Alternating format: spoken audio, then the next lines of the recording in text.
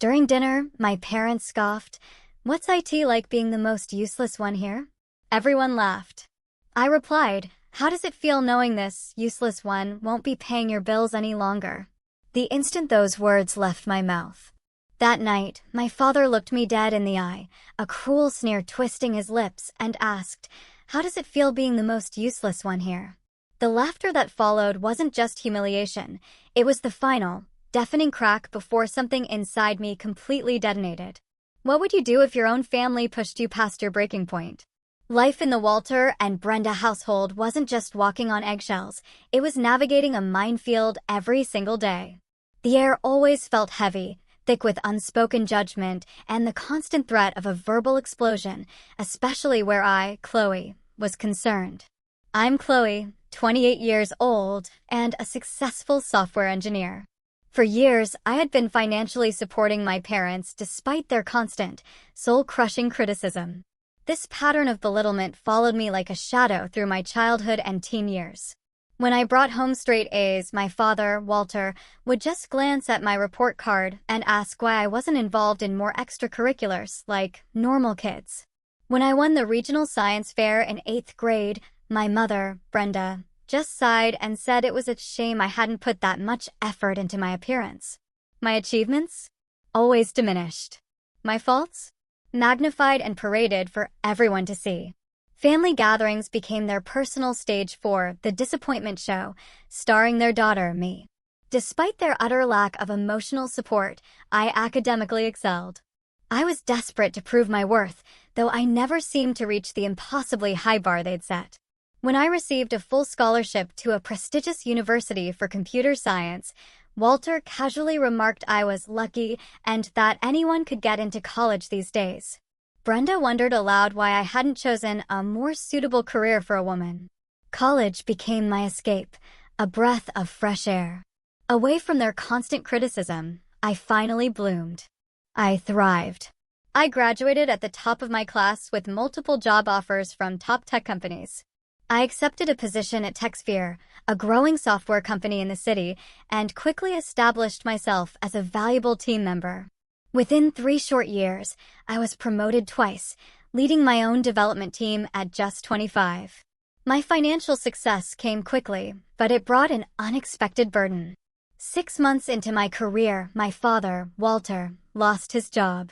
My mother, Brenda, who had never worked outside the home, called me in tears, explaining they might lose their house.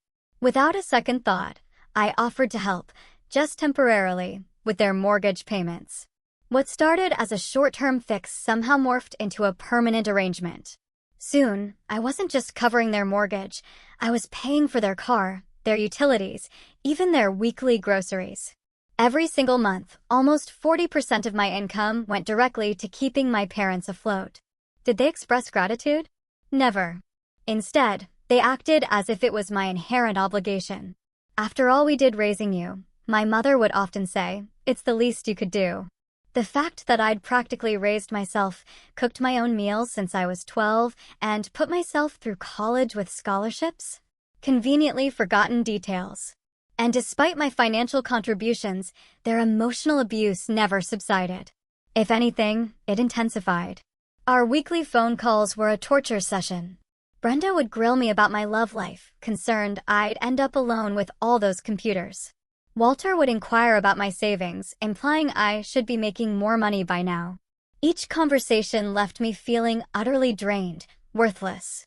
My therapist, Dr. Evans, had been gently suggesting for months that I needed to establish boundaries.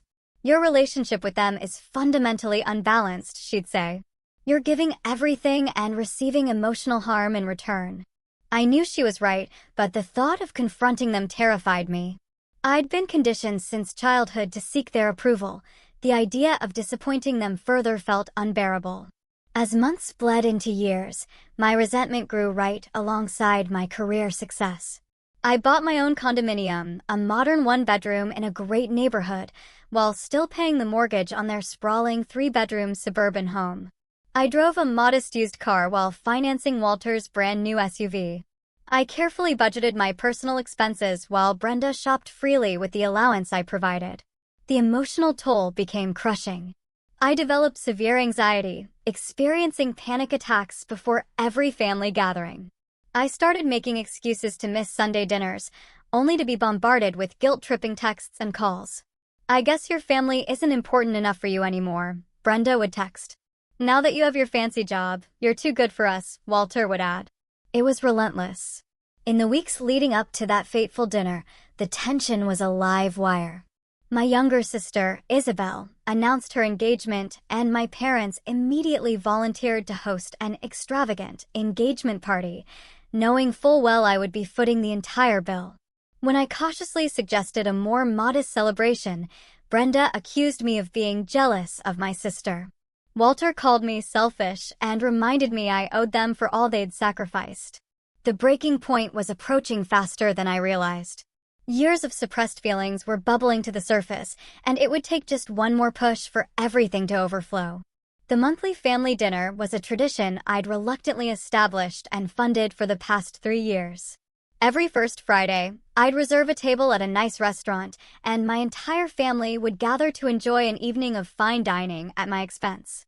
These dinners typically cost me several $100s, but I justified it as the price of maintaining family harmony. On this particular Friday in April, I had reserved a table at La Amy, an upscale French restaurant downtown. The occasion was supposedly a celebration of my recent promotion to Senior Development Manager, though I suspected my family was far more interested in the expensive menu than my career achievement. The guest list included my parents, Walter and Brenda, my sister, Isabel, and her fiancé, Liam, my brother, Daniel, and his wife, Laura, and my mother's sister, Aunt Carol, who never missed an opportunity for a free meal. I arrived early, as usual, to ensure everything was perfect. The hostess led me to our reserved table, a round booth in the corner with an elegant chandelier overhead. As I sat alone waiting for them, I felt that familiar knot of anxiety tightening in my stomach. I checked my watch repeatedly, knowing they'd be at least 15 minutes late, as they always were. The anticipation of their criticism made my hands tremble slightly. I found myself taking deep, shaky breaths, just trying to stay calm. My parents arrived first, 20 minutes late. Brenda air-kissed my cheek without actually making contact, while Walter merely grunted in my direction. They immediately ordered the most expensive drinks on the menu without so much as a hello. My mother complained about the parking, implying I should have chosen a restaurant with valet. My father scrutinized the menu prices with raised eyebrows, though he knew perfectly well I'd be covering the entire bill. "You look tired," Brenda commented, her standard greeting, regardless of how I actually looked. I was wearing a new dress, purchased specifically for this occasion, and had spent extra time on my hair and makeup. "Are they working you too hard at that company? Your skin is breaking out." "I'm fine, Mom," I replied, resisting the urge to touch my face self-consciously. "Just busy with the new position." My father grunted. "They probably promoted you because they need more women in management. Companies do that nowadays, for their image." Before I could respond, the rest of the family arrived in a noisy cluster. Isabel immediately commanded attention by flashing her engagement ring dramatically. My brother, Daniel, looked uncomfortable, as he often did at these gatherings, while his wife, Laura, smiled politely. Aunt Carol made a beeline for the wine list. Once everyone was seated and drinks were ordered, Brenda took control of the conversation, as usual. She launched into an elaborate description of the wedding plans she was making for Isabel. Though the engagement was barely a month old, I noticed with a sinking feeling that the plans sounded expensive, and I suspected I'd be expected to contribute significantly.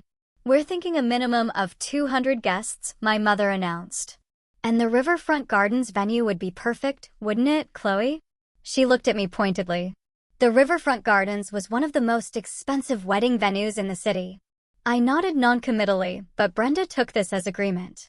"Wonderful. I'll put down the deposit next week. They require $10,000 to hold the date." $10,000. The amount hung in the air, heavy and silent. Everyone at that table knew exactly who would be providing that money. "That seems like a lot for a deposit," I said, trying to keep my voice even. "Well, quality costs money," my mother replied dismissively. "Not everything can be cheap, like your apartment." My one-bedroom condominium had cost me $350,000 in the competitive city market, but I let the comment slide, as I always did. The conversation continued in this vein throughout the appetizers. Walter complained about needing a new golf club membership because his current one had gone downhill. Aunt Carol mentioned her upcoming vacation to Europe, looking at me expectantly, as if waiting for an offer to fund it. Isabel talked endlessly about wedding details, each one more extravagant than the last. By the time our main course arrived, I was strung tighter than a violin string. No one had asked about my promotion or shown any interest in my accomplishments. Instead, the conversation revolved entirely around what everyone else needed or wanted, with the unspoken understanding that I would simply provide it. "So, Chloe," my father said suddenly, his voice carrying across the table, "I heard your company is having layoffs. Should you really be spending money on dinners like this?" The table fell silent. My company wasn't having layoffs. We were expanding rapidly. My promotion had come with a significant raise and equity package. "There are no layoffs," I said quietly. "The company is doing very well." "That's not what I read online," Walter insisted, a smug look spreading across his face. "Tech companies are struggling. You should be saving your money." The irony of this statement, coming from a man whose lifestyle I largely funded, was apparently lost on him. "Walter's right," Brenda chimed in. "You need to be more careful with money. You're not getting any younger, and no man wants a woman who can't manage her finances." I felt my face growing hot, a familiar blush of shame and anger. "I manage my finances very well," I said, my voice strained. "Really?" Walter scoffed. "Then why are you still in that tiny apartment? Everyone else your age has a real house by now." "Everyone else my age isn't paying for 2 households." I wanted to scream, but I bit my tongue hard. Isabel seized the opportunity to talk about the house she and Liam were planning to buy after the wedding. "We're looking at the Oak Ridge neighborhood," she chirped. "The houses there start around $600,000. "Lovely area," Brenda approved. "Chloe, maybe you could help them with the down payment as a wedding gift? 20% would be, what, $120,000? That would be so generous of you." The audacity of this suggestion left me momentarily speechless. I had already been informed I'd be paying for the wedding, and now I was expected to provide a house down payment as well? The tension at the table was a palpable thing, and I could feel something seismic shifting inside me. Years of suppressed feelings were surging. I took a sip of water, trying desperately to stay calm. "Actually," I began, surprising myself with the words, "I've been thinking about buying a house myself. Maybe in Oak Ridge, too." The silence that followed was deafening. My family exchanged wide-eyed glances, clearly disturbed by the idea that I might spend my money on myself for once. "Don't be ridiculous," Walter finally scoffed. "You don't need a house. What would you do with all that space? It would be wasted on you. Besides," Brenda added, "you need to focus on helping Isabel right now. Her future is just beginning." "And what about my future?" I asked, the question surprising even me. My father laughed then, a short, dismissive sound that cut through me like a knife. He looked around the table, encouraging the others to join in his amusement at my expense. "Your future? Come on, Chloe. Let's be realistic here." And then came the words that would change everything. Leaning forward with a sneer that twisted his face, he asked, loudly enough for nearby tables to hear, "How does it feel being the most useless one here?" Everyone laughed. My mother, my sister, my aunt, even my brother, Daniel, gave an uncomfortable chuckle. Only Laura, my brother's wife, remained silent, her gaze fixed on her plate. In that moment, something inside me shattered. Or perhaps, something was finally fixed. The suffocating weight of years of emotional abuse and financial exploitation suddenly became unbearable. I knew, with absolute certainty, I couldn't carry it anymore. The laughter around the table seemed to stretch into an eternity as I sat there, my face burning with humiliation, but quickly morphing into a cold, hard anger. In that suspended moment, memories flashed through my mind, the countless times I'd been belittled, the sacrifices I'd made, the money I'd poured into them, the emotional abuse I'd endured, all in the desperate, naive hope of earning a love that never came. I looked at Walter's smug expression, Brenda's amused smile, Isabel's gleeful face. Something crystallized within me. Clarity. Resolve. They replaced my usual paralyzing anxiety. Without planning it, without the careful filtering I typically applied to every word I spoke to my family, I responded, "How does it feel knowing this useless one will not be paying your bills anymore?" The laughter stopped. Abruptly. 5 shocked faces stared back at me, my words hanging in the air like an electric current. My father's expression shifted from amusement to confusion, then to pure, unadulterated rage. "What are you talking about?" he demanded, his voice low, but vibrating with intensity. "Exactly what I said," I replied, surprised by the sudden, unwavering steadiness in my voice. "I am done. No more mortgage payments. No more car loans. No more utility bills. No more credit card payments. No more funding your lifestyle while you treat me like garbage." My mother's face paled. "Chloe, you can't be serious. You're just being sensitive, as usual." "I have never been more serious in my life," I said. "For years, I have given you everything I could, financially and emotionally.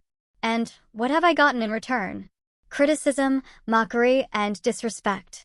After everything we've done for you," my father began, his face crimson with fury, "this is how you repay us? By making a scene in public. What exactly have you done for me?" I asked, genuinely curious about what he believed his contributions had been. "Did you pay for my education?" "No, I earned scholarships." "Did you support my career choices?" "No, you belittled them." "Did you even provide emotional support?" "No, you tore down every accomplishment." "We gave you life," my mother shrieked, hysterically. "We raised you, fed you, clothed you." "The bare minimum required by law," I noted, my voice quiet, cutting. "And I have been repaying that basic parental obligation 100-fold for years now." My father's strategy shifted from anger to intimidation, his specialty.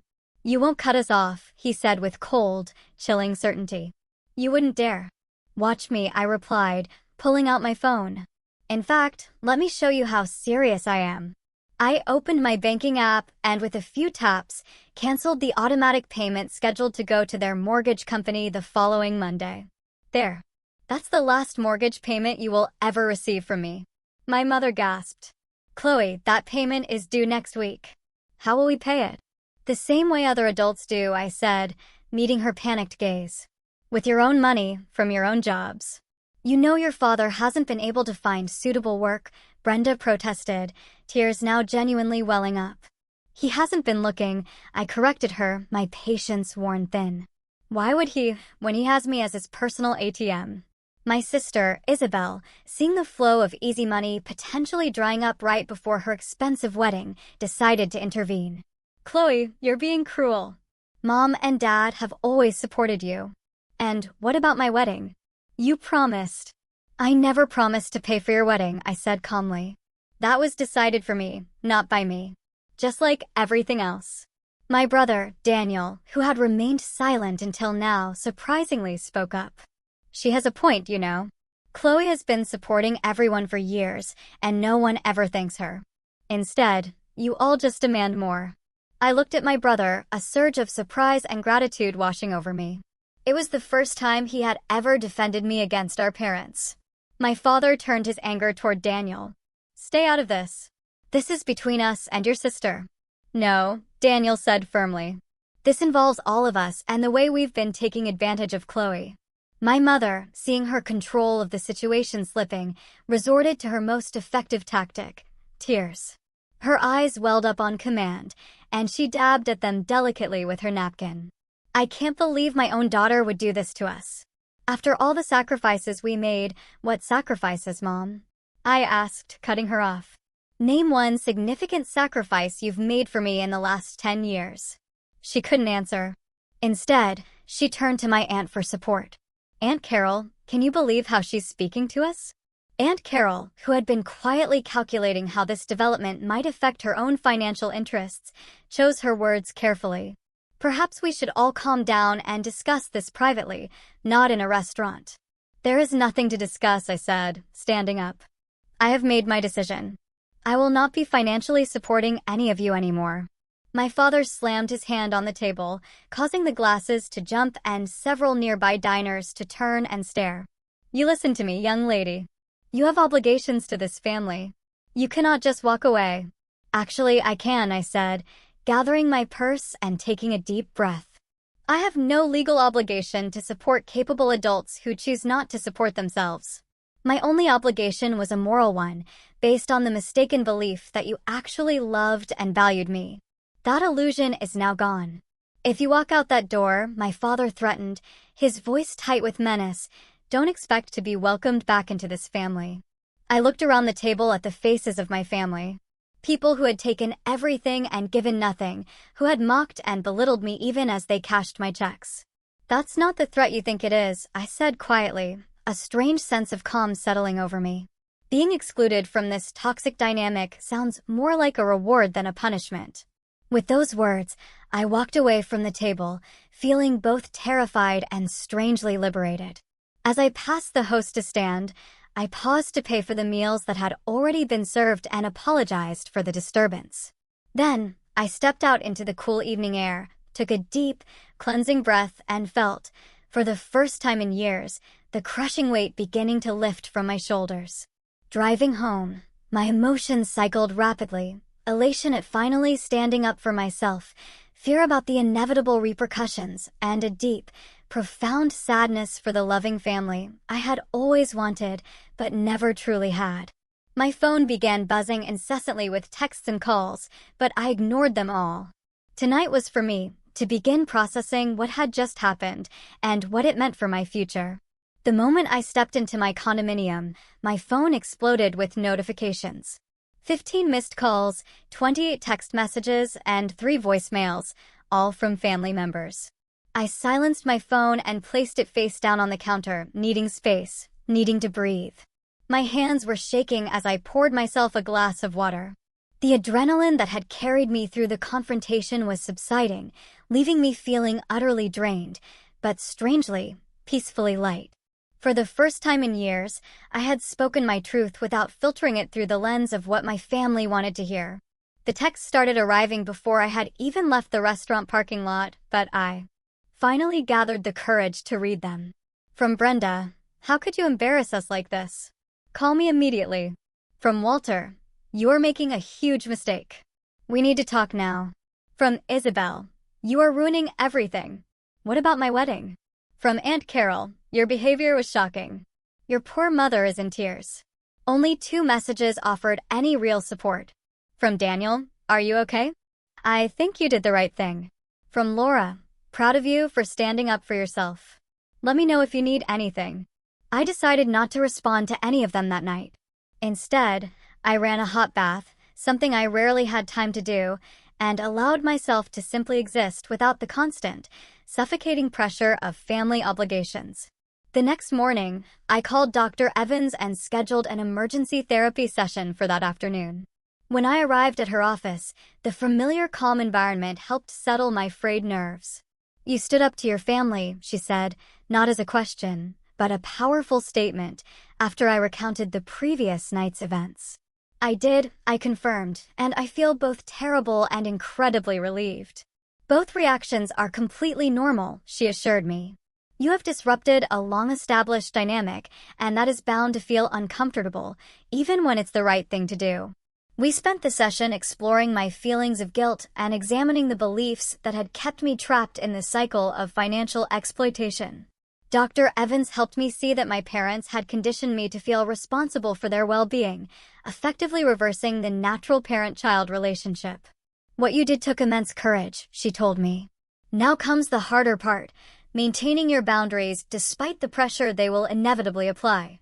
Her words proved prophetic. By Monday morning, my parents had escalated their attempts to regain control. My father, Walter, showed up at my workplace unannounced, creating a scene in the lobby until security escorted him out. My mother, Brenda, left tearful voicemails about how they would lose their house without my help.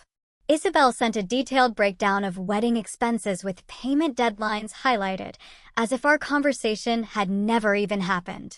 The most shocking escalation came on Wednesday when my parents contacted my emergency contact at work, my colleague and friend Maria, claiming there was a family emergency and they needed to reach me immediately. When Maria called me into her office to relay the message, I finally broke down and told her everything. "That's financial abuse," she said bluntly.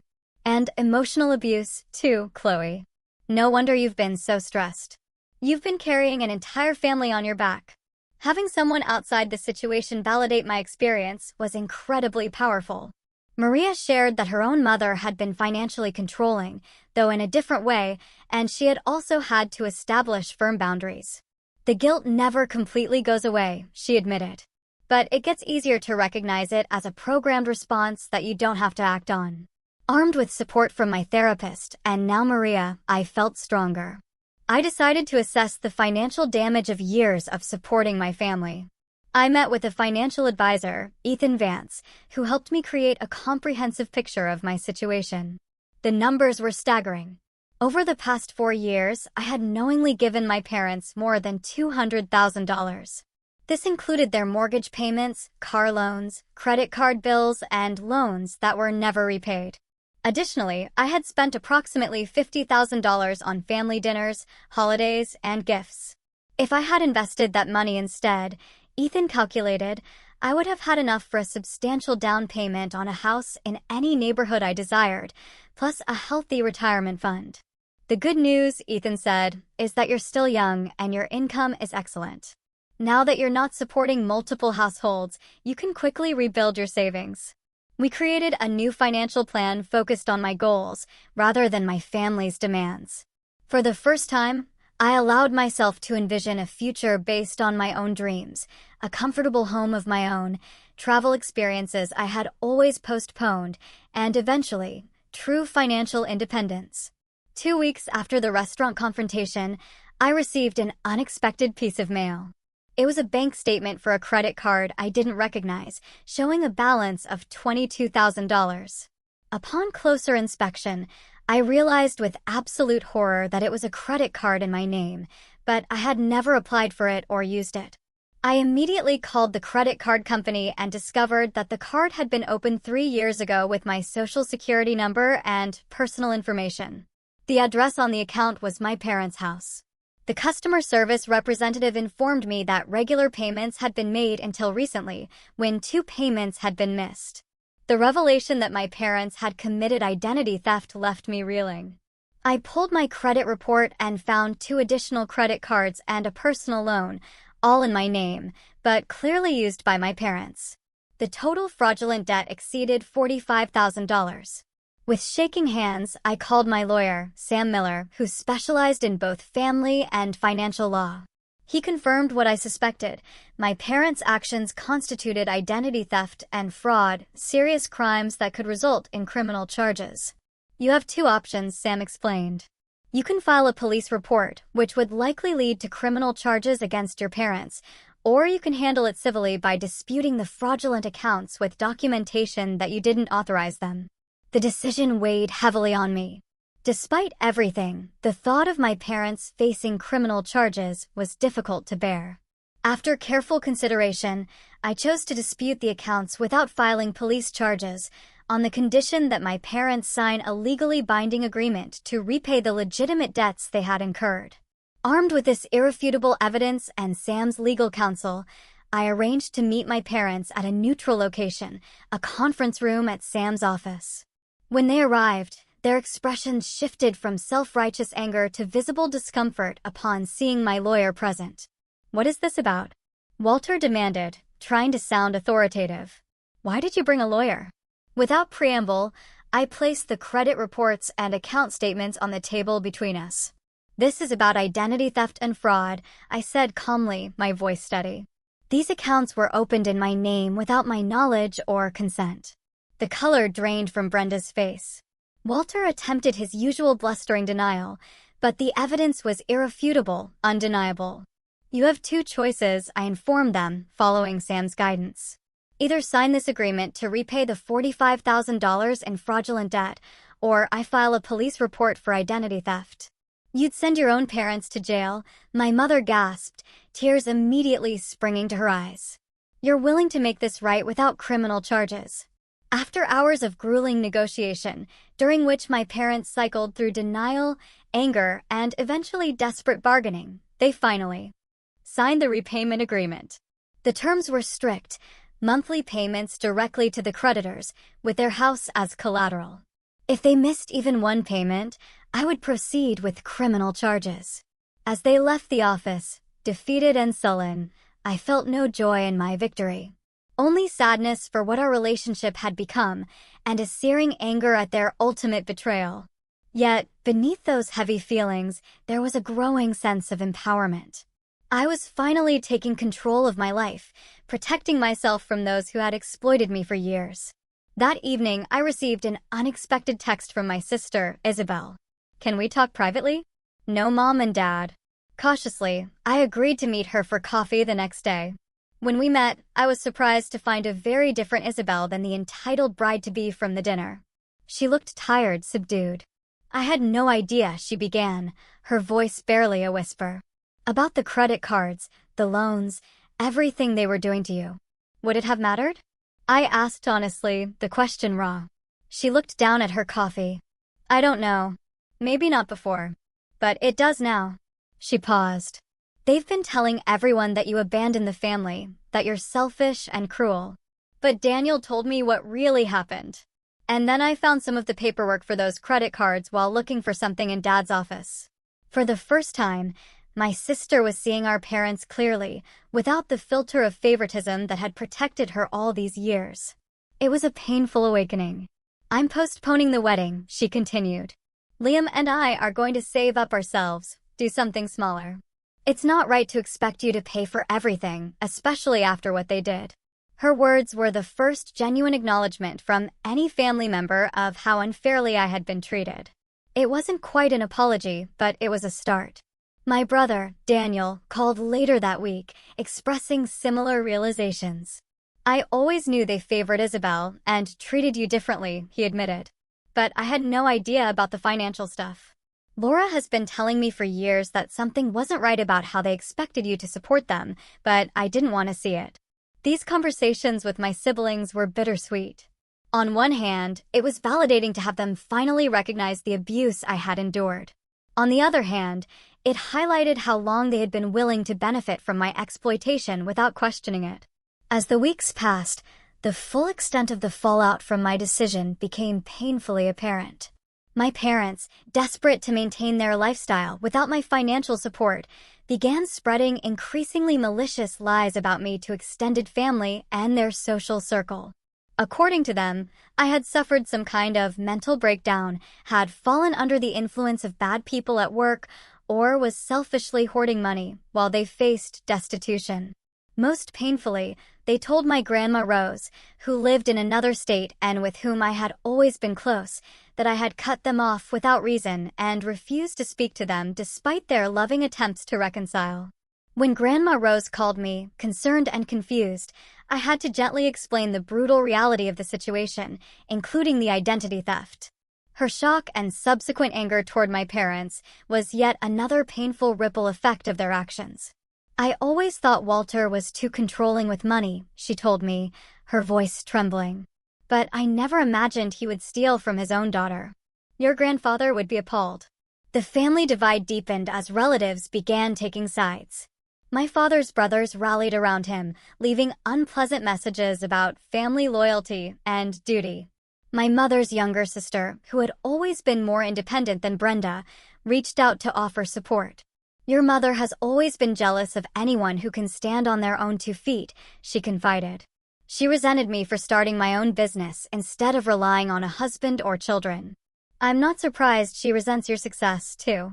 This insight into my mother's psychology was illuminating, but did little to ease the sharp pain of her betrayal.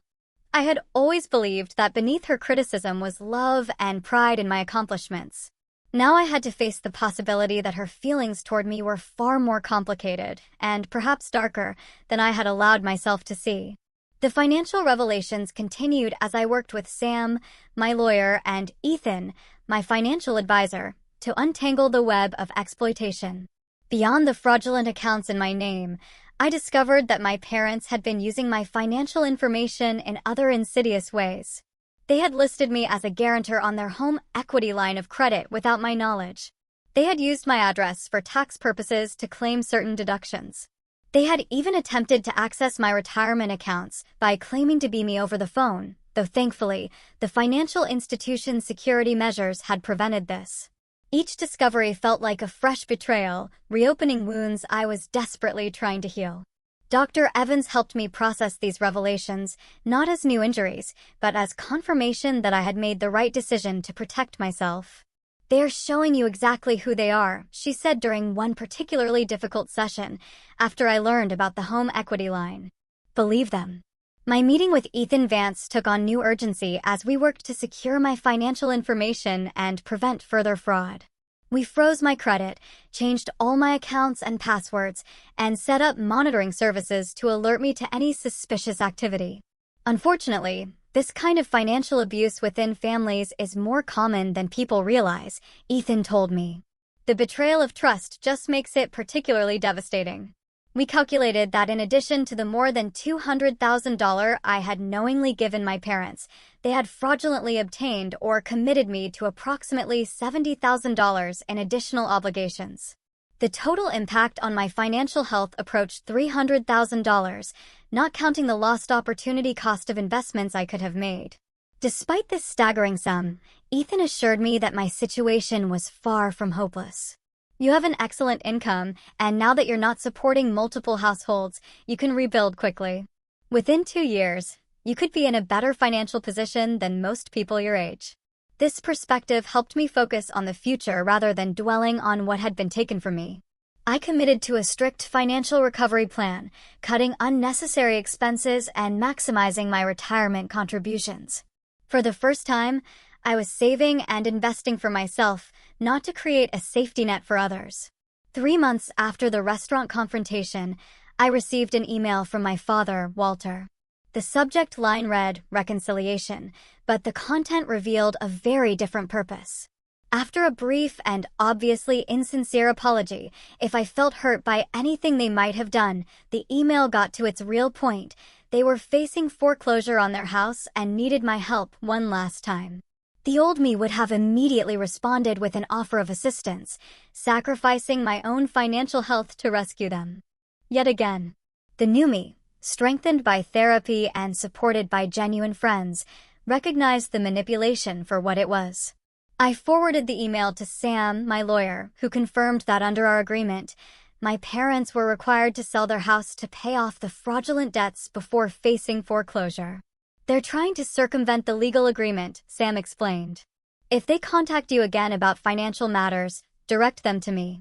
I sent a brief, factual response, referring them to the signed agreement and Sam's contact information. Within hours, my mother, Brenda, called, crying hysterically about becoming homeless. When I calmly reiterated that they needed to speak with my lawyer, her tears dried up instantly, replaced by cold fury. "You always were a selfish child," she hissed. "After everything we did for you, this is how you repay us? By sicking lawyers on your own parents." "I am enforcing an agreement you signed after committing fraud in my name," I replied, surprised again by my own steadiness. "That is not selfish. It is self-preservation." "We are your parents," she shouted, as if this relationship entitled them to commit crimes against me without consequences. "Yes, you are," I acknowledged. "And that makes your betrayal even worse." I ended the call and immediately contacted Dr. Evans, who helped me work through the renewed guilt and doubt my mother's call had triggered. "They are using the parent card as a weapon," she observed. "But being parents gave them responsibilities toward you, not unlimited rights to exploit you." Meanwhile, my brother, Daniel, revealed that our parents had been pressuring him to talk sense into me and convince me to help them keep their house. They had also approached my sister, Isabel, with the same request, suggesting that if she could persuade me to rescue them financially, they would help with her wedding after all. "They're trying to use us against each other," Daniel said disgustedly. "They haven't changed at all." The most surprising development came when Liam, Isabel's fiancé, contacted me directly. We had never been particularly close, but he wanted to meet for coffee to discuss something important. When we met, he seemed nervous but determined. "I need to tell you something about your parents," he began. Last year, before Isabel and I were engaged, your father approached me with a proposition. He suggested that if I married Isabel, the family would benefit financially because you would pay for everything. I stared at him, absolutely stunned by this revelation. What? Liam nodded uncomfortably. He implied that marrying into your family was a good move because you were the cash cow who would ensure everyone was taken care of. I was horrified, but Isabel assured me it wasn't like that, that you were just generous with family. The calculated nature of my father's thinking, the way he had viewed me not as a daughter, but as a resource to be exploited and even used as a bargaining chip in other relationships, left me speechless. I wanted you to know, Liam continued, because Isabel and I are trying to build an honest relationship, and keeping this secret felt wrong. Plus, after what they did with those credit cards. He shook his head. You deserve to know the truth.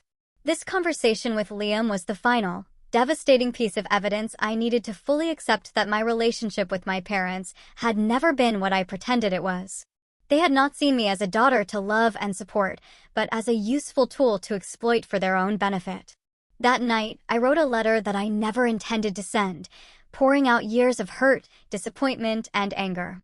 The act of putting these feelings into words was cathartic, allowing me to acknowledge the depth of my pain without directing it at anyone.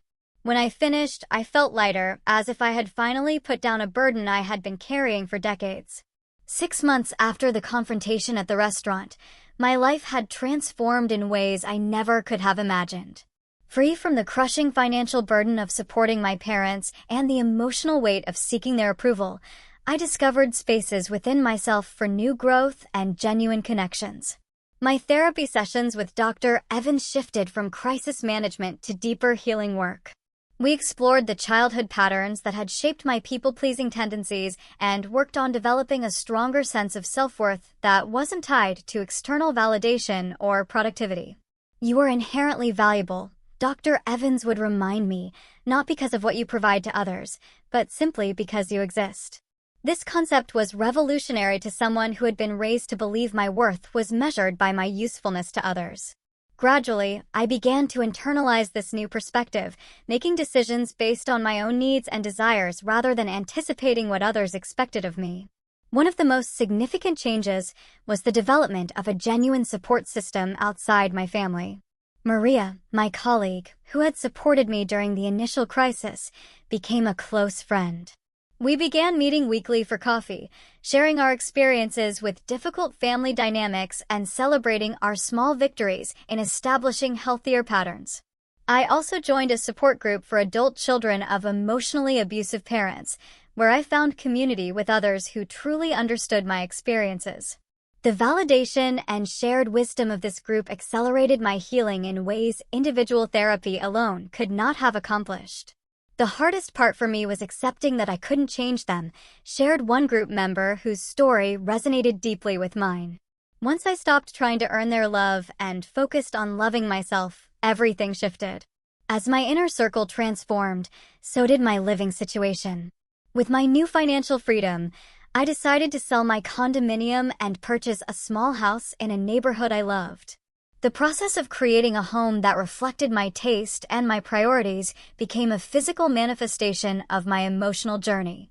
I painted the walls colors I had always admired, but my mother would have criticized as too bold. I arranged furniture for comfort and function rather than appearance. I planted a garden in the small backyard, finding unexpected peace in nurturing growing things. My parents, meanwhile, were forced to downsize significantly after selling their house to comply with our legal agreement. They moved into a 2-bedroom apartment, and for the first time in decades, my father, Walter, began actively looking for employment. According to Daniel, who maintained limited contact with them, the transition was difficult, and they frequently blamed me. Dad complains constantly about having to work at his age, Daniel reported after a brief visit to their new apartment. Mom keeps saying they wouldn't be in this situation if their daughter hadn't abandoned them.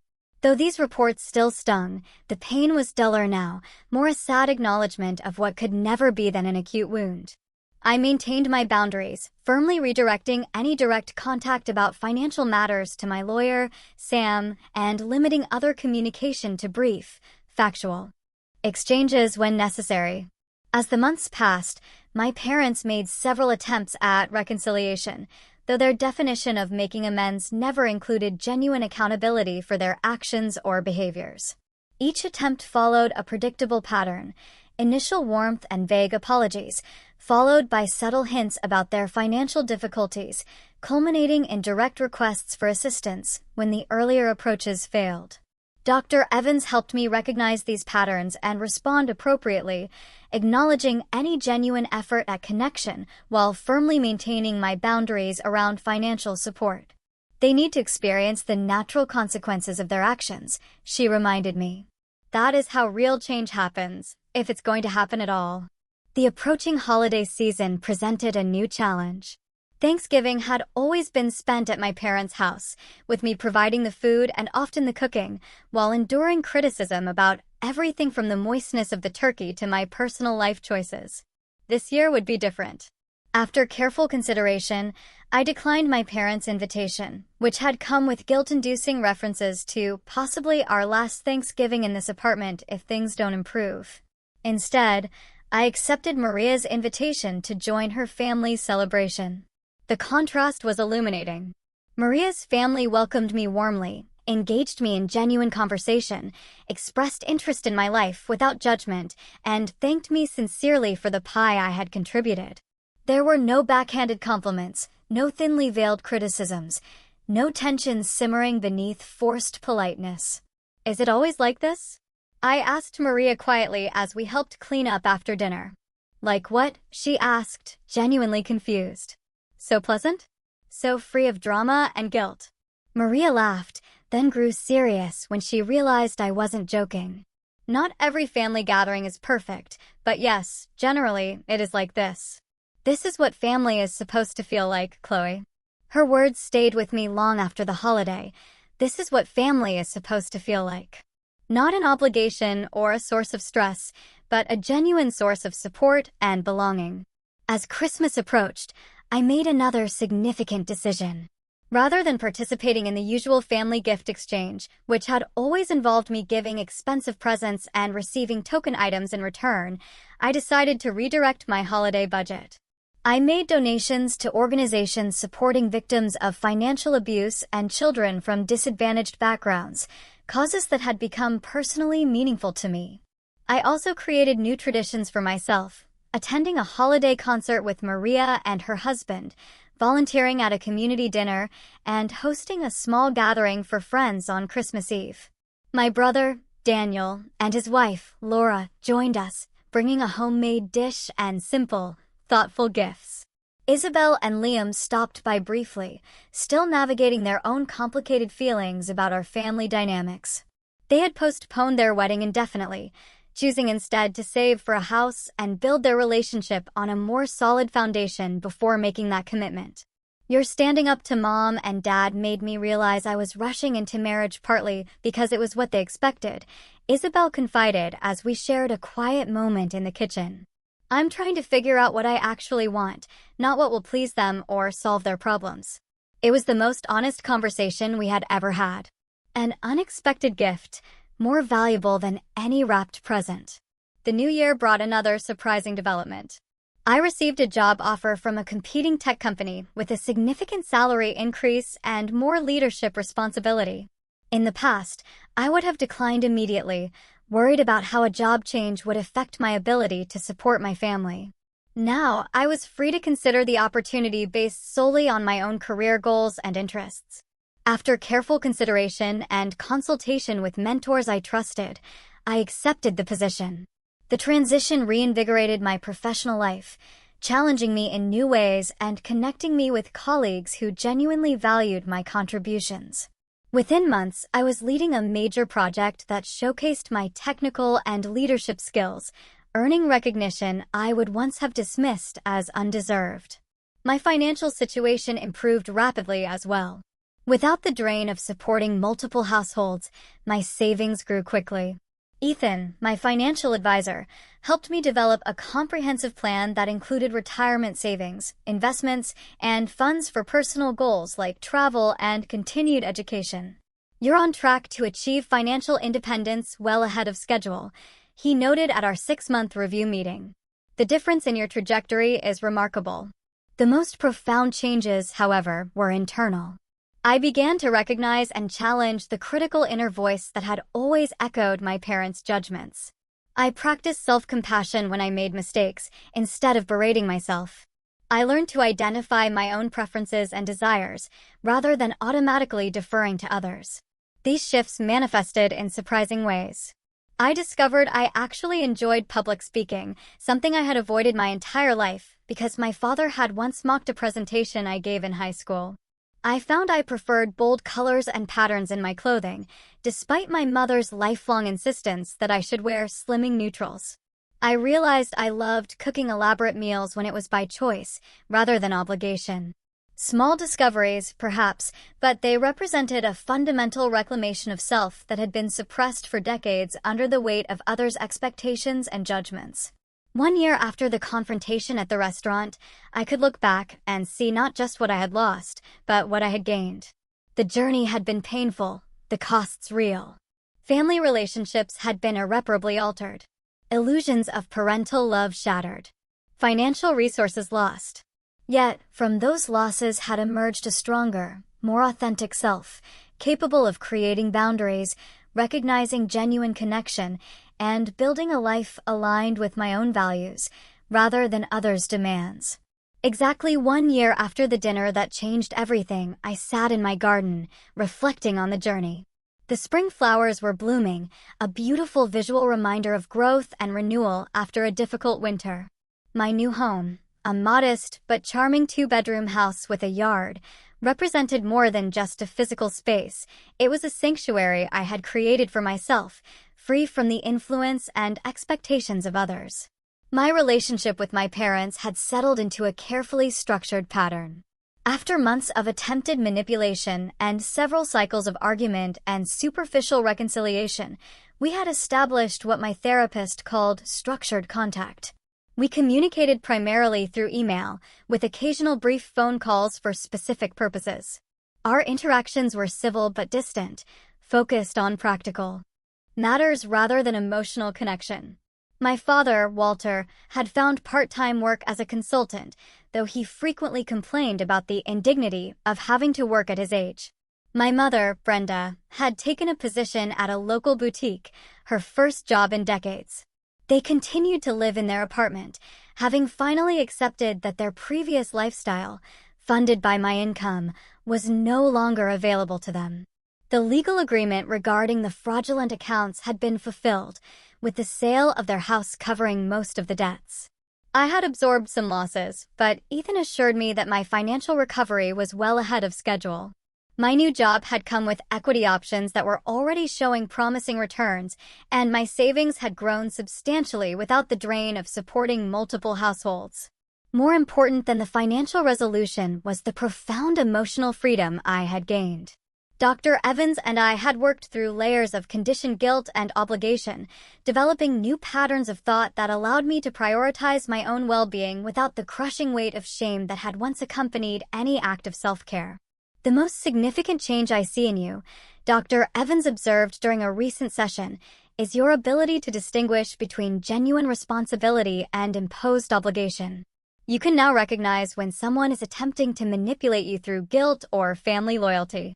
This new discernment had allowed me to maintain healthier relationships with my siblings, who had undergone their own reckonings with our family dynamics.